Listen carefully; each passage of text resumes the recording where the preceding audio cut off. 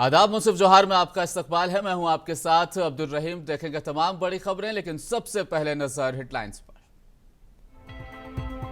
कोल्हान के 9,000 युवाओं को चाईबासा में आज सीएम सोरेन ने सौंपे नियुक्ति पत्र। कहा, विपक्ष विकास कार्यों से परेशान।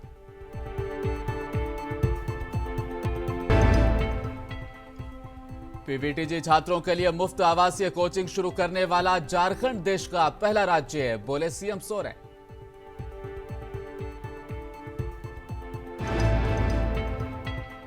साहिबगंज से शुरू हुई बाबूलाल मरांडी की संकल्प यात्रा। आज राजमहल विधानसभा में रैली को किया संबोधित।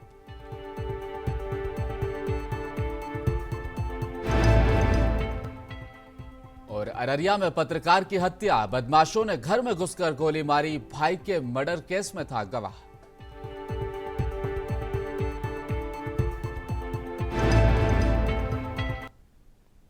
अब खबरें विस्तार से। चाईबासा कोल्हान में प्रमंडलीय रोजगार मेला से ऑफर लेटर वितरण कार्यक्रम का आयोजन किया गया, जिसमें झारखंड के मुख्यमंत्री हेमंत सोरेन खुद शामिल रहे। सबसे पहले मुख्यमंत्री हेमंत सोरेन ने दीप जलाकर कोल्हान प्रमंडल स्तरीय रोजगार मेला से ऑफर लेटर कार्यक्रम का शुभारंभ किया। मौके पर श्रम नियोजन मंत्री सत्यानंद भोक्ता, परिवहन मंत्री चंपई सोरेन, महिला और बाल विकास मंत्री जोबा मांझी, स्वास्थ्य मंत्री बना गुप्ता, सिंहभूमि की सांसद गीता कोड़ा, विधायक सुखराम उरांव और नीरल पूर्ति भी मौजूद रहे। इस अवसर पर सीएम ने कहा, पंचायत में हम लोग दवा दुकान खोलने जा रहे हैं। प्रखंड स्तर पर स्टेडियम भी बनाए जाएंगे। वहीं हम लोगों के विकास कामों से विपक्ष के लोग काफी परेशान रहते हैं।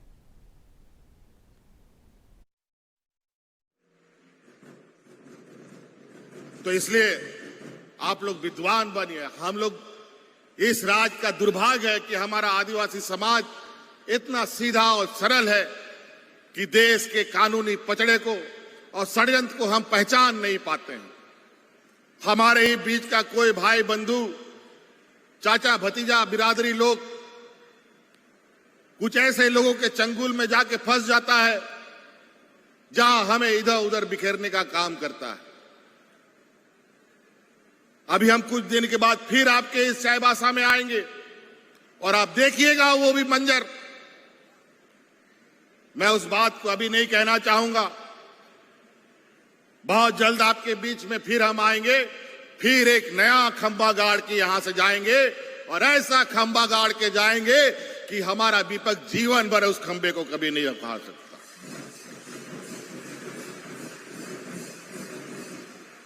इन लोग को लगता है कि यहां का आदिवासी लोग बोका है,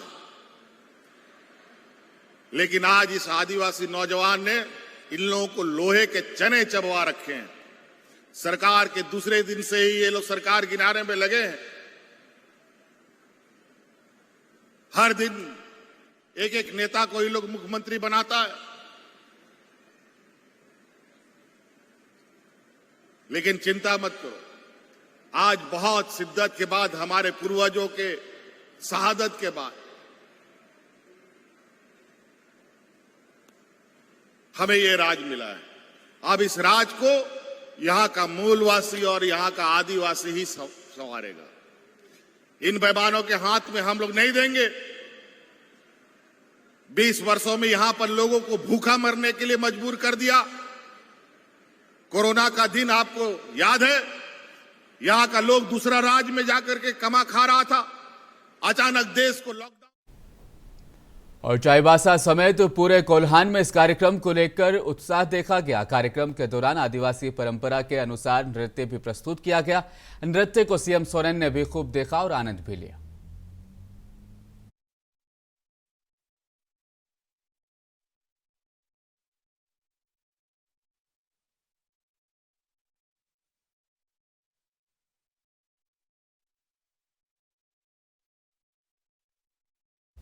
झारखंड के सीएम सोरेन ने पीवीटीजी के युवक युवतियों के लिए विभिन्न प्रतियोगिताओं की परीक्षा की तैयारी के लिए अब निःशुल्क आवासीय कोचिंग का शुभारंभ कर दिया है। इस अवसर पर सीएम ने कहा कि सरकार का दायित्व सिर्फ लोगों को मुफ्त राशन भर देना नहीं, बल्कि तमाम संवेदनशील विषयों पर बेहतर काम करना है। आगे उन्होंने कहा कि आदिवासी समुदाय आगे बढ़े, इसके लिए सरकार प्रतिबद्ध है।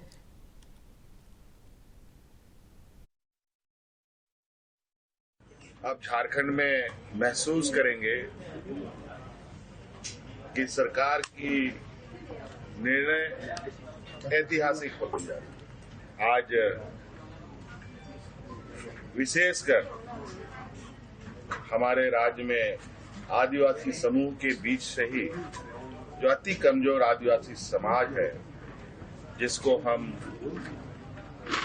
पीवीटीजी बोलते हैं, प्रिमिटिव ट्राइब्स, उसके लिए हम लोगों ने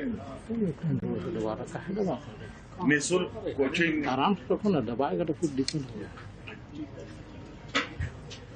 सुविधा उपलब्ध कराने की योजना प्रारंभ की। सिर्फ निःशुल्क ही नहीं, बल्कि आवासीय निःशुल्क कोचिंग सुविधा उनको उपलब्ध कराई जाएगी। आपको मालूम है कि बड़े पैमाने पर राज्य में नियुक्ति की विज्ञापन निकल रही है। झारखंड बीजेपी के प्रदेश अध्यक्ष सह पूर्व मुख्यमंत्री बाबूलाल मरांडी की 40 दिनों की संकल्प यात्रा कल से शुरू हो गई। वीर शहीद सिद्धू कान्हू की जन्मस्थली साहिबगंज के भोगनाडीह से संकल्प यात्रा की शुरुआत की गई। वहीं आज बीजेपी प्रदेश अध्यक्ष राजमहल विधानसभा पहुंचे, जहां पर उन्होंने एक जनसभा को भी संबोधित किया। बीजेपी प्रदेशाध्यक्ष बाबूलाल मरांडी के आगमन को लेकर पूरे शहर में जोर शोर से तैयारियां पहले से चल रही थी। प्रदेश अध्यक्ष के स्वागत के लिए शहर में राजमहल विधायक अनंत ओझा के नेतृत्व में बीजेपी का झंडा भी लगाया गया। तोरण द्वार भी बनाया गया। जगह जगह पर प्रदेश अध्यक्ष के नाम के पोस्टर लगाए गए। और धनबाद के ईस्ट बसुरिया ओपी अंतर्गत खेमका आउटसोर्सिंग कंपनी में दुर्गा सोरेन सेना के युवा मोर्चा के केंद्रीय अध्यक्ष विशाल वाल्मीकि ने अपने सैकड़ों कार्यकर्ताओं के साथ नियोजन नीति एवं रैयतों की विस्थापन नीति पर और 5 सूत्री मांगों को लेकर आउटसोर्सिंग कंपनी का चक्का जाम कर दिया। इस दौरान आउटसोर्सिंग कंपनी के इंचार्ज डब्लू आलम से जमकर नोकझोंक भी हुई। बताते चलें कि विशाल वाल्मीकि के द्वारा स्थानीयों को 75% रोजगार देने और अन्य सुविधाओं की मांग की जा रही थी। इसी दौरान लाइसेंसिंग इंचार्ज से बात होने के बाद धरने को खत्म कर दिया गया और ईस्ट बसुरिया ओपी में वार्ता हुई। वार्ता सफल रही। वहीं प्रभारी के नेतृत्व में वार्ता की गई और धरना समाप्त कर दिया गया। कई राजनयिक संगठन समय स्थानीय बेरोजगारों को रोजगार देने की वहां पर मांग करते आ रहे हैं।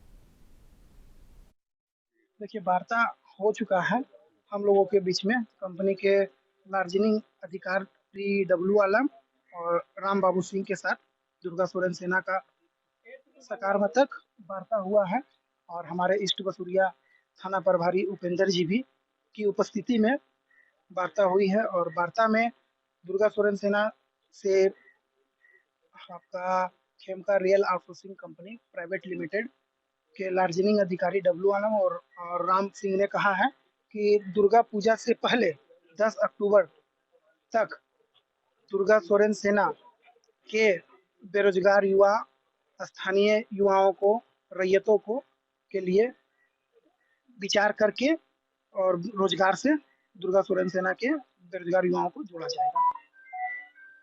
सर, वार्ता में क्या कुछ निर्णय निकलकर सामने आया? मैं डब्लू आलम खेमका के साइड इंचार्ज और राम सिंह लाइटिंग ऑफिसर है और बड़े बाबू के सामने विशाल वाल्मीकि जी केंद्र अध्यक्ष के हम दोनों के बीच में वार्ता हुई है कि इनके जो 5 सूत्री मांग है उससे 10 अक्टूबर तक बैठ के उसके सामान को कहीं भी छोड़ा नहीं जाएगा, उसे सामान दिया जाएगा और कंपनी में जहाँ तक हो सकता है उसे हम लोग लेके चलेंगे साथ में, उसके जहाँ तक मानने की बात है। और बिहार के अररिया जिले से आज सुबह चौंकाने वाली खबर सामने आई। दरअसल अररिया जिले में आज सुबह एक पत्रकार की गोली मारकर हत्या कर दी गई। मृतक की पहचान दैनिक जागरण के पत्रकार विमल कुमार यादव के रूप में की गई। आज उनके आवास पर अज्ञात बंदूकधारियों ने उन्हें गोली मार दी। बताया जा रहा है कि गोलीबारी की घटना के बाद इलाके में भारी हंगामा मच गया। सूचना मिलते ही स्थानीय पुलिस और अधिकारी मौके पर पहुंच गए हैं। कुमार के शव को पोस्टमार्टम के लिए अररिया सदर अस्पताल ले जाया गया। पुलिस ने स्थानीय मीडिया से कहा, हत्या के पीछे की असली वजह जांच के बाद ही सामने आएगी।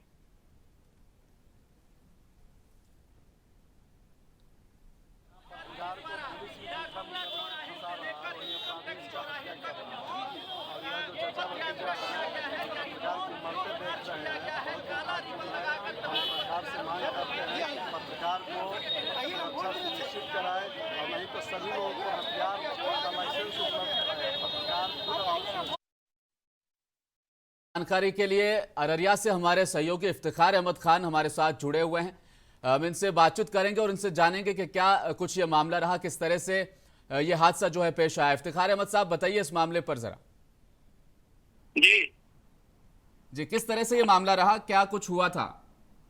जी, आज सुबह तड़के कुछ अपराधियों ने सबसे पहले विमल कुमार यादव, जो दैनिक अखबार के पत्रकार हैं, रिपोर्टर भी हैं, उनके घर को खटखटाया गया और जैसे ही उन्होंने दरवाजा खोला, अपराधियों ने ताबड़तोड़ गोली चलाकर उनकी हत्या कर दी। जी, हत्या के पीछे ये भी बात सामने आ रही कि वो किसी मुकदमे में, अपने भाई के हत्याकांड मामले में या किसी मुकदमे में वो गवाह थे, इसको लेकर के रंजिश के चलते इस हत्या को अंजाम दिया गया। क्या कुछ खबर है? जी, 2 साल पहले उनके भाई सरपंच की हत्या की गई थी और उसमें ये मुख्य गवाह थे और इनको बार बार अपराधियों द्वारा ये धमकी दिया जा रहा था कि आप गवाही से हट जाएं, आप सरेंडर कर जाएं, आप इस पर कुछ भी मत कीजिए। लेकिन इन्होंने उनकी बात को अनसुना किया। 2 दिन पहले भी अपराधियों ने इनको धमकी दी थी कि अगर आप गवाही से नहीं हटोगे तो आपको अपनी जान से हाथ धोना पड़ेगा। बिहार पत्रकार संघ समय समय पर यह मांग उठाता रहा है कि पत्रकार सुरक्षा अधिनियम, ऐसा कानून बनाया जाए जहां पर पत्रकारों को सुरक्षा प्रदान की जाए। लगातार ये मांगे उठती रहती है, इसके बावजूद इस तरह के हादसे हो जाते हैं। पत्रकारों की एकता के बारे में यह सवाल है मेरा आपसे। जी, यहाँ पे जो अलग अलग संघ है पत्रकारों के लिए, वो आपस में तालमेल नहीं रहने के कारण राज्य सरकार अभी भी हम लोगों की सारी बातों को अनसुना कर रही है। कोई चीज को जो है, जो हम लोगों का डिमांड रहा है श्रमजीवी पत्रकार यूनियन का, कि पत्रकारों की सुरक्षा की जाए। हमेशा पत्रकार असुरक्षित रहता है, वो समय समय पर किसी भी इलाके में जाकर रिपोर्टिंग कर सकता है, उसके ऊपर अपराधी घात लगाकर हमला कर देते हैं और उसकी हत्या कर देते हैं। सरकार इस पर पेंशन योजना भी चालू करे और जो पत्रकार हैं उन लोगों को सुरक्षा मुहैया की जाए। लेकिन सरकार अब तक ऐसी कोई बातों को मानने के लिए तैयार नहीं है और ना ही इस पर कोई संगठन को जवाब दिया गया है कि हाँ, आप लोगों के लिए कोई मार्गदर्शन देंगे या इस आशय पर इसकी जानकारी देंगे। इफ्तिखार, जानना चाहेंगे पत्रकारों में कितना रोष है इस घटना के बाद से?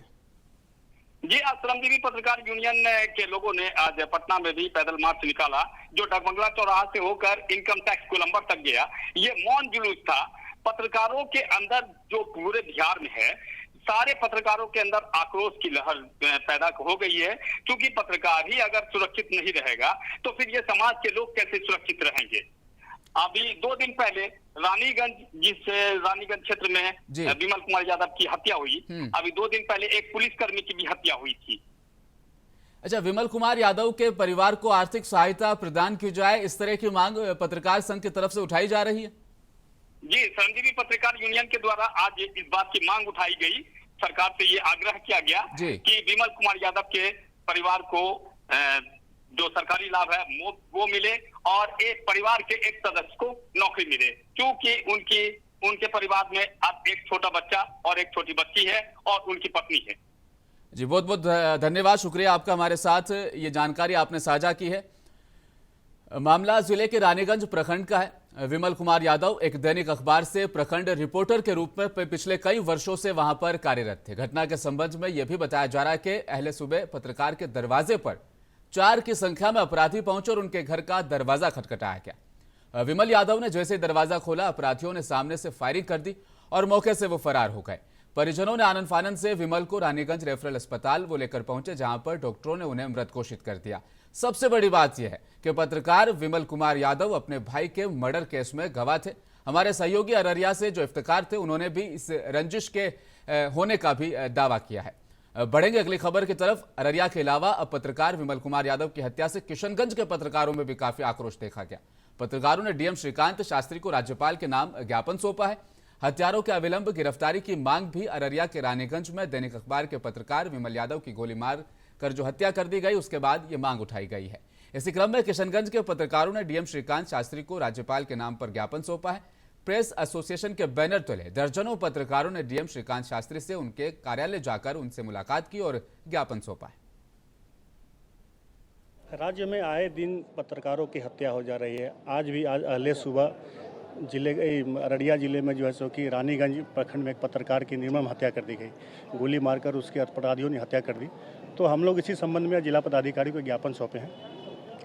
हम लोगों ने मांग रखी है कि जो पत्रकार की हत्या हुई है उसके आश्रितों को मुआवजा और राज्य में पत्रकार सुरक्षा लागू कानून हो, इन्हीं सब बातों के लिए हम लोगों ने ज्ञापन सौंपा है। आए दिन बिहार में जो है अपराधियों का मन इतना बढ़ गया है कि अब पत्रकार भी सुरक्षित नहीं है, क्या कहेंगे?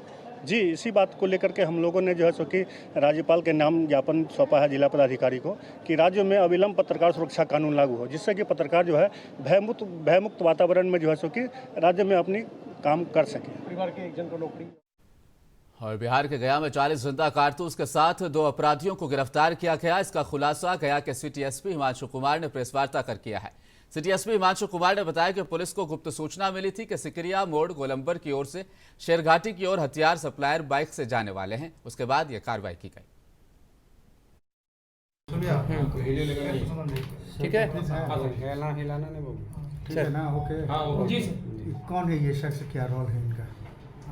गया पुलिस के द्वारा एसएसपी सर के नेतृत्व में लगातार रोको टोको एवं वाहन चेकिंग की जो प्रक्रिया है वो की जा रही है।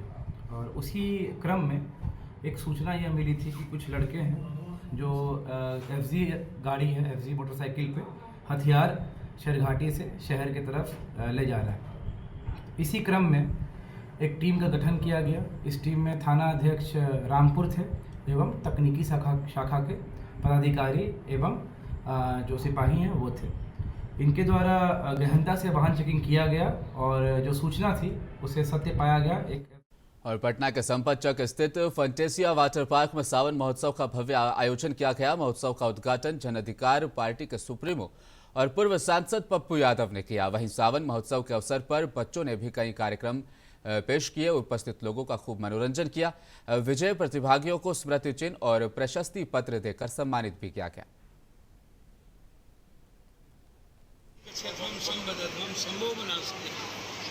सर्वधर्म संभव, सार्वभौमिकता, संपूर्ण मानव कल्याण, संपूर्ण विश्व कल्याण, एक ही परम सत्ता के हम सब परिवार, कोई जाति नहीं, कोई धर्म मजहब नहीं। दुनिया में जितने इष्ट भगवान गुरु नानक, बुद्ध, वाल्मीकि, संत मोहम्मद आए, सबकी रचनाओं में खूबसूरती रचना है, खूबसूरत है मानव कल्याण, प्रेम का रास्ता। दूसरा कोई रास्ता नहीं। पटना का जाने का, दिल्ली जाने का अलग अलग ट्रेन, अलग अलग रास्ते हो सकते हैं। जाना दिल्ली है, जाना प्रेम के सर्वोच्च शिखर पर है, सर्वोत्तम रास्ता। और वो शिव के बगैर नहीं हो सकता, कृष्ण के बगैर नहीं हो सकता, बुद्ध के बगैर नहीं हो सकता, राम के बगैर नहीं हो सकता। इसीलिए आज जो सावन महोत्सव के रूप में हम सब एक परिवार यहाँ उपस्थित हैं, हमें लगता है कि बिहार के कल्याण, बिहार के सारा 13 करोड़ लोगों के कल्याण और एक ऐसा समाज जो अभाव से दूर हो, डर से दूर हो, जहाँ कोई ताकत किसी के जीवन में दखल ना दे, किसी भी परिस्थिति हो, किसी भी तरीके से मुस्कुराने का रास्ता बिहार का हो। अपराध, माफिया, दलाल, नफरत पैदा करने वाला कोई भी विचार किसी। भागलपुर में 2003-2005 के बीच और 2006 में पंचायत स्तर पर बहाल शिक्षा मित्रों पर गाज गिर सकती। दरअसल जिले के रंगरा प्रखंड में उक्त वर्षों में बहाल हुए शिक्षा मित्र, जिन्हें बाद में पंचायत शिक्षक नियोजित किया गया, वो अब अवैध हैं। पूर्व में डीईओ ने प्रखंडों में आदेश जारी किया था कि 2003 और वर्ष 2005 का पंचायत शिक्षा मित्र और 2006 के प्रथम चरण में जो पंचायत शिक्षक के नियोजन में आरक्षण रोस्टर का अनुपालन नहीं किया गया, उन पर गाज गिर सकती है।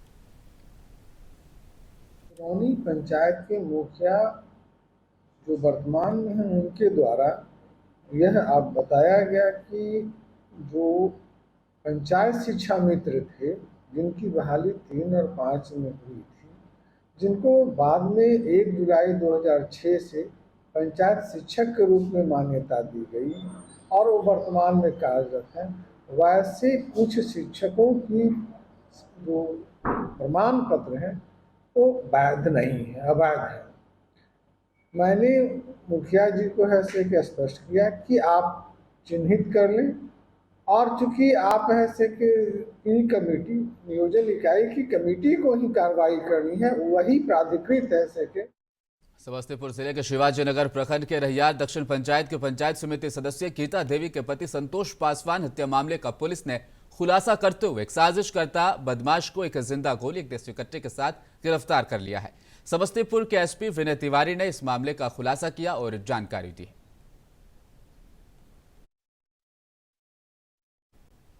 बिहार राज्य चौकीदार दफादार संघ के जिला इकाई ने अपनी मांगों के समर्थन में कलेक्ट्रेट के मुख्य द्वार पर एक दिवसीय धरना दिया है। धरने को संबोधित करते हुए संघ के जिला सचिव विनोद कुमार ने कहा कि उच्च न्यायालय पटना के द्वारा चौकीदार सोमवार की नियमावली 2014 को इसी वर्ष 25 फरवरी को निरस्त कर दिया गया है।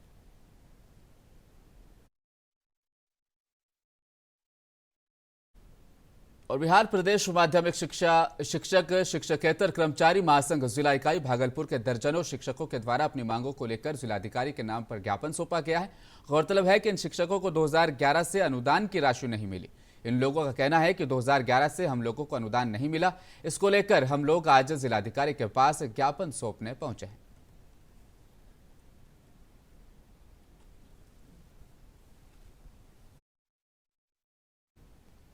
अब मुंसिफ जोहार के अंतिम क्षणों में एक बार फिर नजर हेडलाइंस पर। कोल्हान के 9000 युवाओं को चाईबासा में आज सीएम सोरेन ने सौंपे नियुक्ति पत्र। कहा विपक्ष विकास कार्यों से परेशान।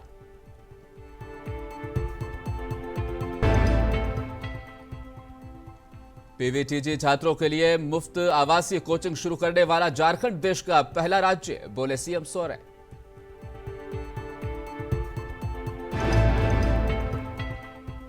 साहिबगंज से शुरू हुई बाबूलाल मरांडी की संकल्प यात्रा। आज राजमहल विधानसभा में रैली को किया संबोधित।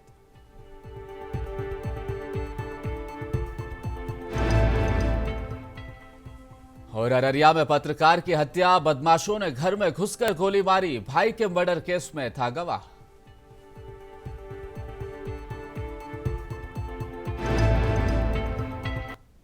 मुंसिफ जोहार में फिलहाल इतना ही। आप देखते रहिए मुंसिफ टीवी न्यूज। नमस्कार।